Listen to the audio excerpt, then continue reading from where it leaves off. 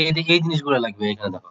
Basic structure of rotating electrical magnetic field, electrical machine যখন এটা rotating machine হয়, একটা হলো ট্রান্সফরমার যেটা রোটেটিং নয়, আর ট্রান্সফরমার ছাড়া যেটা সেটা হচ্ছে রোটেটিং গুলা, যেমন হলো আমাদের ফ্যান বল থেকে শুরু করে যত মেশিন আছে এর বেশিরভাগ গুলো কি রোটেটিং আছে। আর রোটেটিং ছাড়া সেটা হলো একমাত্র কি আমাদের ট্রান্সফরমার, তাই না? রোটেটিং ছাড়া কি ট্রান্সফরমার না?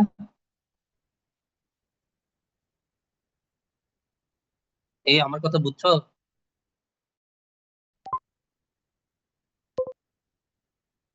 রোটেটিং আর রোটেটিং ছাড়া, রোটেটিং যদি হয় বেশিরভাগ মেশিনই রোটেটিং, এই জন্য তার ইফিসিয়েন্সি কম, 40 থেকে 50 বা 60%।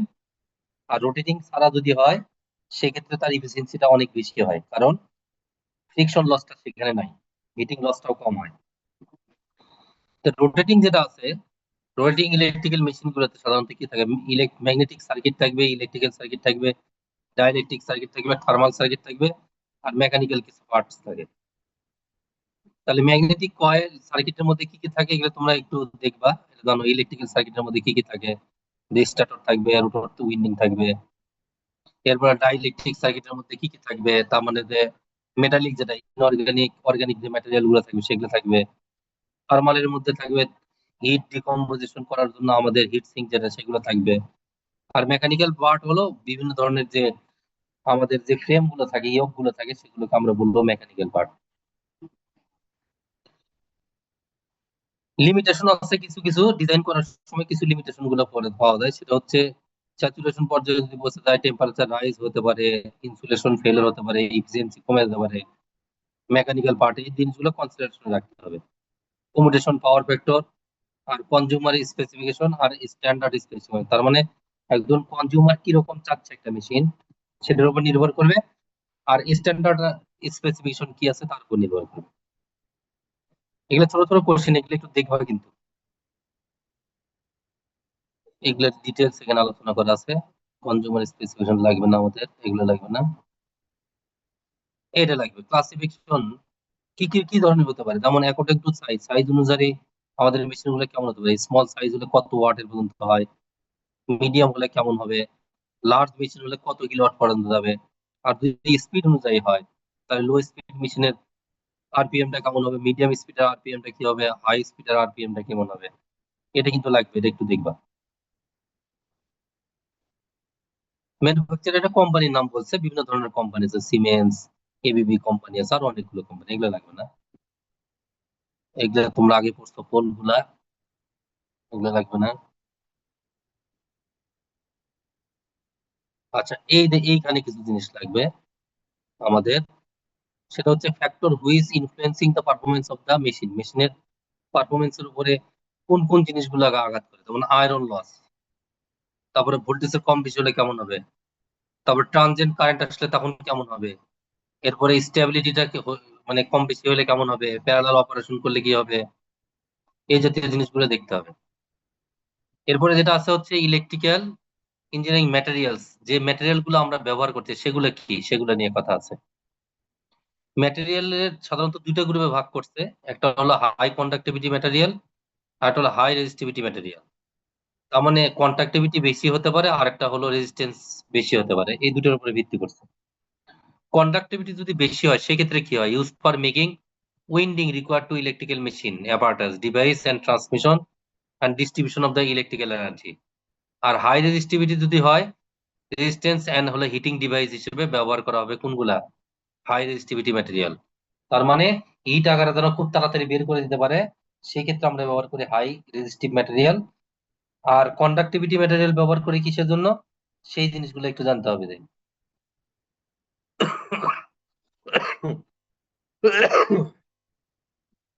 সরি।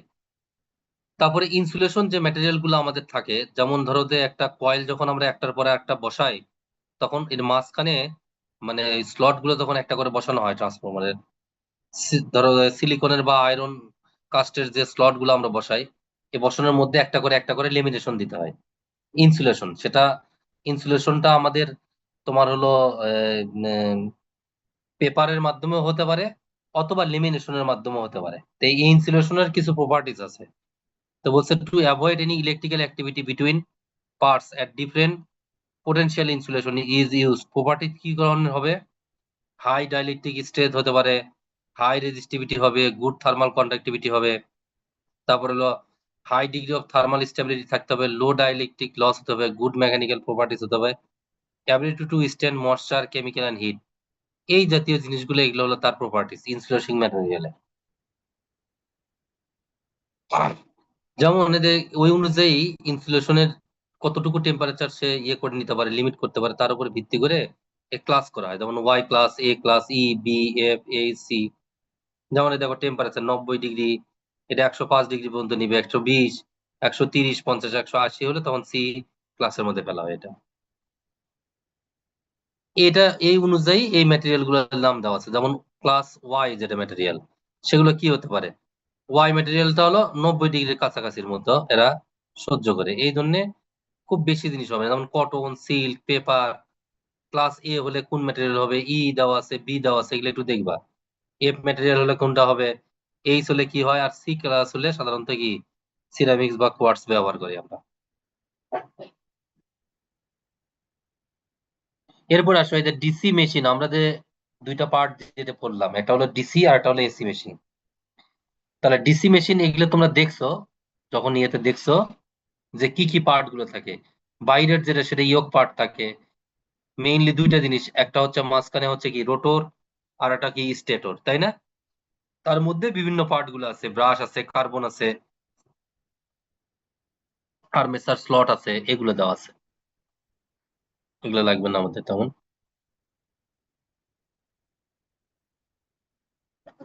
ডিসি মেশিনে এগুলো এই কোশ্চেন গুলো পড়ছো, ব্যাকিংয়ে পড়ছো, এগুলো পড়ছো তোমরা। এই কোশ্চেন গুলো প্রমাণের আমাদের তো আপাতত লাগবে না, আমাদের যে জিনিসগুলো লাগবে। আচ্ছা, এই যে এটা লাগবে একটু, ডাইমেনশন। একটা হলো আর্মেচারের ডাইমেনশন আর একটা হলো আর্মেচার কোর লেন্থ। দুটো জিনিস খুবই ইম্পর্টেন্ট। একটা হচ্ছে আর্মেচারের ডাইমেনশন ডি, এটা মনে রাখবো, বড় হাতের ডিটা হলো আর্মেচারের হলো ডাইমেনশন, আর এল যেটা আমরা প্রকাশ করি সেটা হচ্ছে armature core length. Specific magnetic load is related with হলো ডি এবং এল। তার মানে এই যে ম্যাগনেটিক লোডিং, এটা নির্ভর করবে ডি এবং এল এর উপর, আর ইলেকট্রিক্যাল লোডিং রিলেটেড শুধুমাত্র ডি এর উপর। আর output coefficient depend on value of ফ্লাক্সের উপর, এই ফ্লাক্সের উপর নির্ভর করবে। কোনটা কার উপর নির্ভর করবে, এই তিনটা জিনিস একটু ভালো করে দেখবা। স্পেসিফিক ম্যাগনেটিক লোডটা নির্ভর করবে আর্মেচার ডায়ামিটারের উপর এবং আর্মেচারের কোরের লেন্থের উপর। আর স্পেসিফিক ইলেকট্রিক্যাল লোডিংটা নির্ভর করবে আর্মেচারের ডায়ামিটারের উপর। আর ইলেকট্রিক্যাল কোএফিসিয়েন্ট ডিপেন্ড করবে হলো ম্যাগনেটিক ফিল্ডের উপর।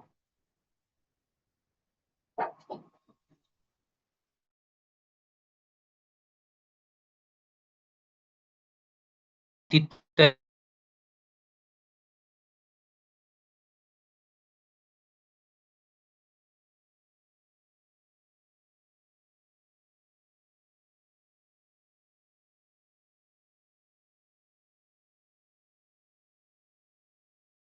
এই যে এখানে দেখো, যদিও বোঝা যাচ্ছে না, এই যে দেখতেছো না, এই যে এই শেপটা, এই যে এই অংশটুকু, এটাকে আমরা বলি টিথ। এটা হচ্ছে লোয়ার, এটা হলো টপ। এটা এইটা হলো এর ভিতরে আমরা কয়েল প্লেস করি, এটাকে আমরা বলতেছি টিথ। দাঁতের মতোই দেখতে, এই জন্য ওর নাম হয়ে গেছে টিথ।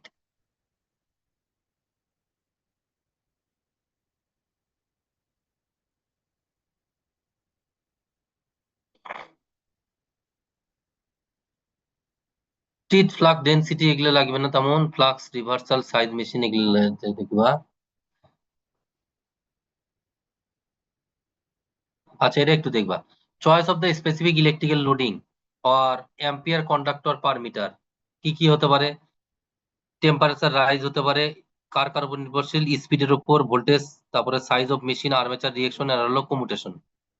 কমিউটেশন এগুলো পড়ছো তোমরা ডিসি মেশিনের মধ্যে, পড়ছো না? কমিউটেশন, এই কথা বলো না কেন? কমিউটেশন পড়োনি? জি স্যার স্যার ডিটেল পড়ছি। ডিসি মেশিনের মধ্যে তো পড়ছো, ডিসি পার্ট যখন পড়ছো, আর্মেচার রিয়েকশন, কমিউটেশন এগুলো পড়ছো তো।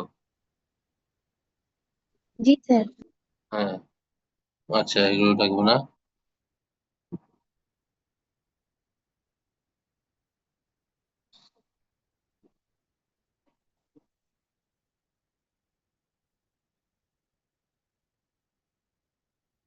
এরপরে ইন্ডাকশন মেশিনে দেখো, স্টেটরের ডিজাইন কি কি এর সাথে রিলেটেড থাকবে, তার মানে stator winding, stator turn per phase, length থাকবে, স্টেটর কন্ডাক্টর থাকবে, শেপ, এরিয়া আন্ডার স্লট থাকবে, তারপরে স্টেটর টিট থাকবে, আর depth of the stator core. এই কয়েকটা জিনিসের উপর সাধারণত নির্ভর করে আমাদের হলো ইন্ডাকশন মেশিনের ডিজাইন।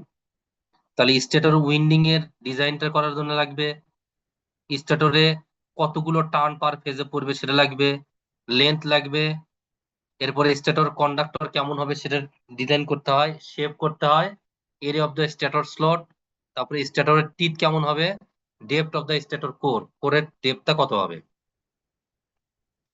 যেমন এখানে বলছে ডিজাইন অফ দ্য স্টেটর, দেখো বলছে stator of an inductor motor consist of the stator core and stator slot. একটা কোর মাঝখানে থাকবে আর একটা স্লট থাকবে। স্টেটর স্লট কোনটা? In general two type of stator slot, আর ওপেন স্লট হতে পারে অথবা সেমি ক্লোজ শেপ হতে পারে, মানে একবারে সরাসরি ইয়ে দেওয়া থাকে, আরেকটা হলো বাঁকার মতো থাকে। যদি বাঁকার মতো থাকে তাহলে সেমি ক্লোজ হবে, আর যদি বাঁকানো না থাকে তাহলে সেটা ওপেন স্লট হবে। এজন্য বলছে open slot, in this type the slot open will will be equal to the of the wide of the slot. এটার কথা বলছে।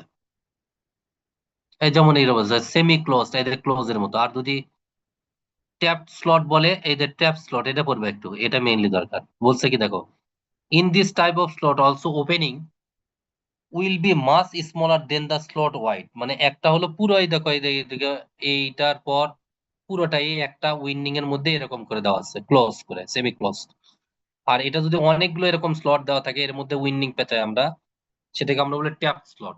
In this type of slot also opening will be much smaller than the slot wide, however the slot wide will at the bottom be very from top to slot bottom. তার মানে বুঝছে কি দেখো, এই যে এইদিকে খেয়াল করো, এই উপরের দিকে কিন্তু স্লট গুলো একবারে কমে গেছে, কিন্তু আস্তে আস্তে বটমের দিকে বাড়া শুরু করছে, ওই কথাটা বলছে, ট্যাপ স্লট বলি যেটা। স্ট্যাটার উইন্ডিং এর কথা কিছুটা বলছে, এখানে লাগবে না। টার্ন ফেস, এই কোয়েশন গুলো তোমরা জানো, এটা ট্রান্সফরমার ডিজাইন করার সময় অবশ্যই পড়ছো, এটা পড়ছো না এসি মেশিনের মধ্যে? জি এর স্যার। প্রমাণও পড়ছো তোমরা, তাই না? 1.11 ছিল, তাকে 4 দিয়ে গুণ করছো, তখন এরকম ইকুয়েশন আসছিল।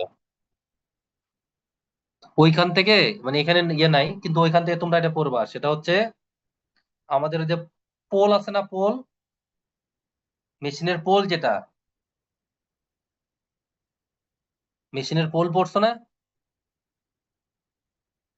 কত পোলের মেশিন? জি স্যার। এই পোল গুলা একটু দেখবা, পোল কাকে বলে এগুলা একটু দেখবা, যে কথাগুলো বলে একটু লিখে রাখো। Length of the mean term এগুলো লাগবে না, এগুলো আমাদের প্রমাণ বিষয় না, স্টেটর কন্ডাক্টরের দরকার নাই। এটা একটু দেখবা। Selection of the number of the stator slot, number of the stator slot must be properly selected at the design stage as much the number affected by. কি কি লাগবে? একটা হলো ওয়েট লাগবে, মানে যখন আমরা এটা সিলেক্ট করবো তখন কি তার ওজনটা কেমন হবে, কস্টটা কেমন আসবে। আর এটা হলো operating characteristic of the motor, ওইটা দিলে মোটরের অপারেটিং ক্যারেক্টারিস্টিক কেমন হবে, এই জিনিসগুলো খেয়াল রাখতে হয়।